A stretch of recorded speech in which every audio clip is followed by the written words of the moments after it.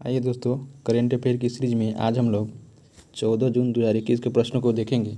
इसमें देखिए, पहला प्रश्न क्या है कि हाल ही में इलाहाबाद जो मुख्य न्यायाधीश, इलाहाबाद जो है उच्च न्यायालय है, उसके मुख्य न्यायाधीश के लिए किसे नियुक्त किया गया है? तो याद रखिएगा, संजय यादव को नियुक्त किया गया है। संजय यादव को जो है इलाहाबाद उच्च न्यायालय का मुख्य न्यायाधीश नियुक्त किया गया है, याद रखिएगा। और इनको जो शपथ किसने दिलाया है? तो याद रखिएगा, वहाँ के जो गवर्नर है आनंदीबेन पटेल, उन्होंने इसको शपथ दिलाया है, याद रखिएगा। जो उच्च न्यायालय के जो न्यायाधीश बनते हैं, जो पहला उच्च न्यायालय जो है वह 1861 के अधिनियम के तहत है, याद रखिएगा। 1862 में 3 हाईकोर्ट बने थे, याद रखिएगा, जिसमें कलकत्ता हो गया, बॉम्बे हो गया और मद्रास हो गया, ठीक ना, याद रखिएगा। अभी वर्तमान में कितने हाईकोर्ट है? तो 25 हाईकोर्ट है अभी वर्तमान में।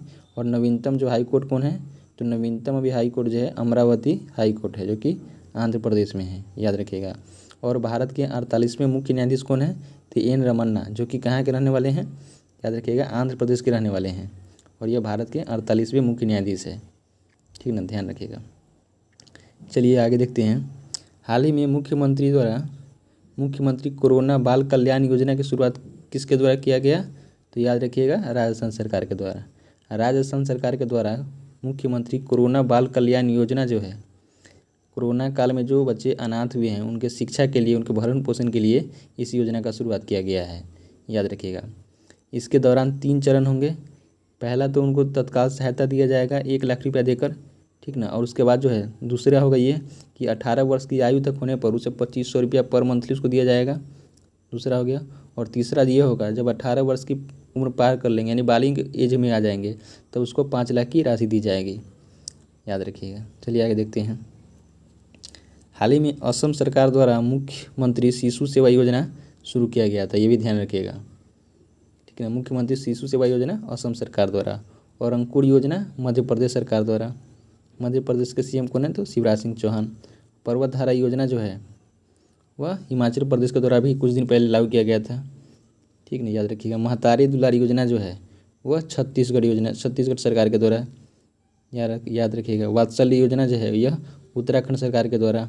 मिशन हौसला जो है ये भी उत्तराखंड सरकार के द्वारा चलाया गया था।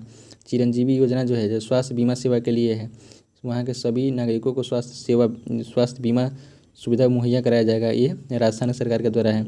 और मुख्यमंत्री किसान ऊर्जा मित्र योजना जो है ये भी राजस्थान सरकार के द्वारा ही चलाया गया था, याद रखिएगा। और बायोफ्यूल पॉलिसी जो है को अपनाने वाला पहला राज्य कौन सा है?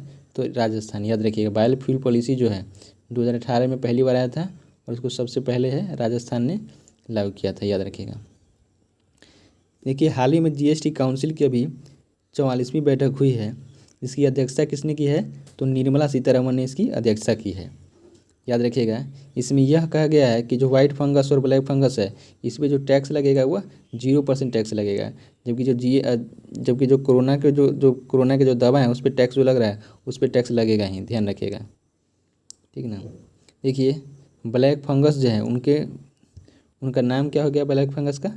तो म्यूकरमाइकोसिस हो गया, याद रखिएगा। और वाइट फंगस को क्या कहा जाता है? तो कैंडिडियासिस कहा जाता है, याद रखिएगा। जीएसटी काउंसिल जो है, जीएसटी की कौन सा संविधान संशोधन के तहत हुआ? तो 101वां संविधान संशोधन के तहत हुआ, विजय केरकर समिति के द्वारा। अब अधिनियम लाया गया था 103 के तहत, लेकिन संविधान संशोधन कब में पारित किया गया? तो 101वां संविधान संशोधन के तहत, याद रखिएगा। और कौन से अनुच्छेद के तहत आते हैं जीएसटी? तो 279 के ए के तहत आते हैं, याद रखिएगा। और जीएसटी काउंसिल के मुख्य अध्यक्ष कौन होते हैं? तो वित्त मंत्री इसके अध्यक्ष होते हैं, याद रखिएगा। देखिए, हाल ही में सूरज सिंह माथुर का निधन हो गया है, याद रखिएगा। अभी 90 वर्ष की अवस्था में इनका निधन हो गया है, ध्यान रखिएगा। ये एक एथलीट थे, ठीक ना, याद रखिएगा। जब 1951 में पहली बार एशियाई खेल हुआ था उसमें इन्होंने कांस्य पदक जीता था, याद रखिएगा। और 1952 का जो हेलसिंकी ओलंपिक हुआ था उसमें भी इन्होंने पार्टिसिपेट किया था, तो याद रखिएगा। तो सूरज सिंह माथुर का संबंध किससे है? तो वो एक एथलीट थे, याद रखिएगा। चलिए आगे देखते हैं। और 2018 का जो अभी एशियन गेम्स था वो कहाँ पे हुआ है? तो जकार्ता और पोलमबर्ग, इंडोनेशिया के दो राज्य में जगह में हुआ है, जकार्ता और पोलमबर्ग में। और ये क्या था? तो 18वां एशियन ओलंपिक खेल था, याद रखिएगा, 18वां एशियाई ओलंपिक था। एशियाई खेल था, याद रखिएगा। और 2022 का कहाँ पे होगा एशियाई खेल? तो होंगझाओ चीन के अंदर होगा, जो कि 19वां होगा, ये भी ध्यान रखिएगा। चलिए आगे देखते हैं। देखिए हाल ही में इनविजन अंतरिक्ष एजेंसी जो है, किसके द्वारा, इनविजन अंतरिक्ष एजेंसी जो है वह किसके द्वारा जारी किया गया? तो याद रखिएगा यूरोपियन स्पेस एजेंसी के द्वारा जारी किया गया, ध्यान रखिएगा, यूरोपियन स्पेस एजेंसी के द्वारा चालू किया गया है। यह किसके लिए है? तो शुक्र ग्रह की कक्षा में ऑर्बिटल मिशन के लिए इसको जारी किया गया है, याद रखिएगा। जारी कौन किया है? तो यूरोपियन स्पेस एजेंसी इसको जारी किया है, ठीक ना। और यह कब तक पहुँचेगा? तो 2030 में पहुँचेगा। इसका लक्ष्य जो है वह शुक्र ग्रह की जो वातावरण है उसका अध्ययन करना है, वहाँ पे कौन कौन से पदार्थ उपस्थित हैं उस सब का अध्ययन करना है, याद रखिएगा। यह एक ऑर्बिटल मिशन है, यानी कि शुक्र ग्रह की परिक्रमा करके फिर उसके बाद रिटर्न आ जाएगा, तो याद रखिएगा, ठीक ना। और भारत ने इसरो के द्वारा शुक्रयान मिशन कब तक के लिए रखा गया है? तो 2024 के लिए, ध्यान रखिएगा। देखिए पार्कर सोलर प्रोब मिशन जो है वह किससे संबंधित है? तो पहला नासा से संबंधित है और यह सूर्य मिशन है, याद रखिएगा, ठीक ना। यह और हाल ही में पार्कर सोलर प्रोब मिशन से ही जो शुक्र ग्रह से पार्कर सोलर प्रोब मिशन पे शुक्र ग्रह से जो रेडियो तरंग के सिग्नल प्राप्त हुए थे, ये भी ध्यान रखिएगा। देखिए मैगलेन मिशन, याद रखिएगा, मैगलेन मिशन हाल ही में किससे संबंधित था? तो याद रखिएगा नासा से संबंधित है। यह शुक्र ग्रह के शुक्र मिशन के लिए जाना जाता है, याद रखिएगा। तो नासा के द्वारा जो शुक्र मिशन किया गया था उसको क्या बोलते हैं? मैगलेन मिशन, याद रखिएगा। चलिए आगे देखते हैं।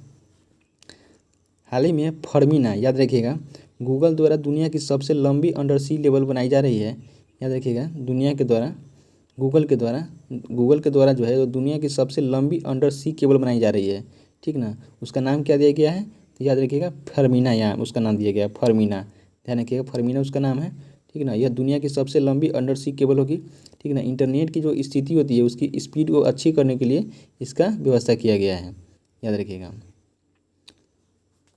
यह कहाँ से कहाँ तक बनाया जाएगा? तो अमेरिका, यह जो केबल बिछाई जाएगी वह अमेरिका, ब्राज़ील और लास्ट में अर्जेंटीना तक बिछाई जाएगी, याद रखिएगा। और कुछ दिन पहले ही प्रोजेक्ट लून जो है वो किसके द्वारा चलाया गया था? तो याद रखिएगा गूगल के द्वारा, ठीक ना, गूगल के द्वारा इसमें चलाया गया था, ध्यान रखिएगा। देखिए हाल ही में पुलित्ज़र पुरस्कार 2021 की घोषणा की गई, ठीक ना, जिसमें से पहला जो अब की बार 2021 में दिया गया वह कैमा पुलित्ज़र पुरस्कार था, तो 105वां पुलित्ज़र पुरस्कार था। तो याद रखिएगा ये किसे मिला? तो मेघा राजगोपालन को यह दिया गया। पत्रकारिता के लिए पुलित्ज़र पुरस्कार जो है वो हमेशा पत्रकारिता के लिए दिया जाता है, ठीक ना। और यह किसके द्वारा दिया जाता है? तो अमेरिका के द्वारा दिया जाता है, याद रखिएगा। 22 श्रेणी में यह दिया जाता है और इसकी शुरुआत कब से हुई थी? तो 1917 से, ध्यान रखिएगा। और इंटरनेशनल कैटेगरी में इन्हें दिया गया था मेघा राजगोपालन को। इसको जो चीन में उइगर समुदाय के जो वहाँ पे जो उनको दबाने की कोशिश किया जा रहा है, उनके जो विचार हैं उनको वहाँ पे उनके विचार को रखने के लिए मेघा राजगोपालन को इस पुलित्ज़र पुरस्कार से सम्मानित किया गया, याद रखिएगा। और डॉलिन फ्रेजियर, याद रखिएगा, डॉलिन फ्रेजियर जो है डॉलिन फ्रेजियर को भी मिला है यही पुलित्ज़र पुरस्कार, याद रखिएगा। तो इसको किस लिए मिला है? तो जॉर्ज फ्लॉयड की हत्या के रिपोर्टिंग के लिए इन्हें मिला है, याद रखिएगा। जॉर्ज फ्लॉयड जो कि अमेरिका के ही रहने वाले थे, एक पत्रकार थे, एक ब्लैक मैन, ठीक ना। तो उनके लिए उनकी हत्या के जो रिपोर्टिंग किए थे यही किए थे, इसके लिए भी इन्हें पुलित्ज़र पुरस्कार से सम्मानित किया गया है, याद रखिएगा। देखिए हाल ही में व्हिटली पुरस्कार जो है, व्हिटली पुरस्कार किसे दिया गया था? तो याद रखिएगा नुक्लू फोम को। व्हिटली पुरस्कार नुक्लू फोम को दिया गया था। यह कहाँ के रहने वाले हैं? तो नागालैंड के रहने वाले हैं। व्हिटली पुरस्कार को ग्रीन ऑस्कर भी कहा जाता है, यानी पर्यावरण संरक्षण के लिए दिया जाता है ये मेनली, याद रखिएगा। और किस लिए इन्हें दिया गया था? तो आमुर फाल्कन के संरक्षण के लिए व्हिटली पुरस्कार जो है नुक्लू फोम को दिया गया था, याद रखिएगा। वर्ल्ड प्रेस फ्रीडम पुरस्कार जो है वह किसे दिया गया है? तो याद रखिएगा मारिया रेसा को। वर्ल्ड प्रेस फ्रीडम पुरस्कार जो है किसे दिया गया? मारिया रेसा को, ध्यान रखिएगा, ठीक ना। अंतर्राष्ट्रीय बुकर पुरस्कार जो है वह किसे दिया गया? तो डेविड डायोब को, ध्यान रखिएगा। ये भी अंतर्राष्ट्रीय बुकर पुरस्कार किसे दिया गया? डेविड डायोब को। चलिए दोस्तों, करेंट अफेयर की सीरीज में आज इतना ही, फिर अब नेक्स्ट सेशन में देखेंगे। जय हिंद, जय भारत।